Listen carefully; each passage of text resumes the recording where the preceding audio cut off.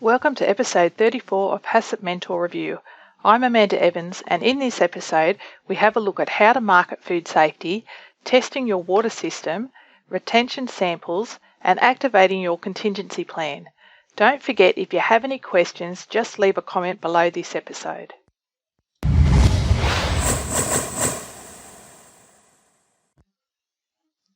I watched with interest this week on the news in Australia of a food transport truck that overturned losing its full load of eggs. When I audit, I often see food businesses using this type of incident or scenario as the basis for testing their contingency plan. Some of the areas that are really poorly done or rarely documented in reporting of these mock tests are contacting the family members of the driver rehabilitation, and interacting with the media. When you go to undertake your test, make sure you have full reporting to support a thorough test of the food business systems. Reporting can include things like the actual scenario, timelines in which things got completed, what forms were completed, decisions made, improvements recommended, system changes made, and interaction with both internal and external stakeholders. One of the most effective things that you can do to ensure a successful audit outcome is to undertake an effective internal audit against the standard that you're getting audited to against. Now, this is not something new. I always go on about this. Now, SQF has made this process a little easier with the recent release of an internal audit checklist for edition 7.1. You can either purchase for the entire code or just for modules 2 and module 11. There's a cost involved, but at $50 US, it would take you longer to actually develop a tool yourself. I've left a link in the show notes so you can go straight to where you can purchase it from. The purpose of retention samples. Retention samples are samples taken from food production and retained for a particular time frame.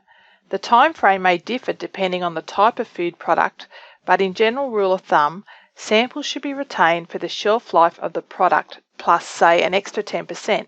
Retention samples can then be assessed for food safety and quality parameters to support that particular stated shelf life. Retention samples should be stored as per the product storage requirements. My question to you this episode is, how do you go ahead and market food safety? Your customers purchase from you with the expectation that they will not get sick, injured or killed. So because of this basic expectation, you really can't market food safety. You may be thinking, hang on, we use a certification trademark as part of our food business marketing. What this type of promotion is actually saying to your customers is that you are using a benchmark set of strategies to achieve food safety that are then independently reviewed. When you look at the different clauses of your certification standard, say for example SQF BRC 22000, see if you can tie the requirement or strategy back to a basic food law and customer expectation. Look for the food safety links rather than quality in doing this activity. So for example, BRC 7.1.1 and SQF 2.9.1.1 talks about the requirements for all staff to be appropriately trained prior to commencing work and that maintaining food safety requirements. If staff do not have adequate training and knowledge, their action can have a direct effect on food safety. The action of the week this episode is to check that your water supply has been tested in the previous 12 months. This is a requirement of the majority of the GFSI standards. Testing your water supply to see if it is safe and potable verifies its safety. The water from the supply authority may be reported as being safe and potable, but the reason you need to also check is because contamination can occur within your own water delivery system or your pipes. Only safe and potable water should be used as an input into your system, including for cleaning, washing, or as an ingredient. Each week when I put together these episodes, I try and deliver information that I will think that is helpful in making your food safety and HACCP compliance easier. I would love to know if there are particular topics you would like to hear about, or even if the current format is okay.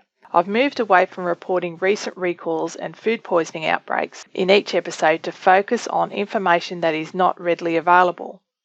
If you still want me to recap on food recalls and food poisonings, just let me know and post a comment below this episode. Anyway, that wraps up episode 34 of HACCP Mentor Review. Hit share using the social media buttons below, and I look forward to getting your feedback. Until next time, I'm Amanda Evans from HACCPmentor.com.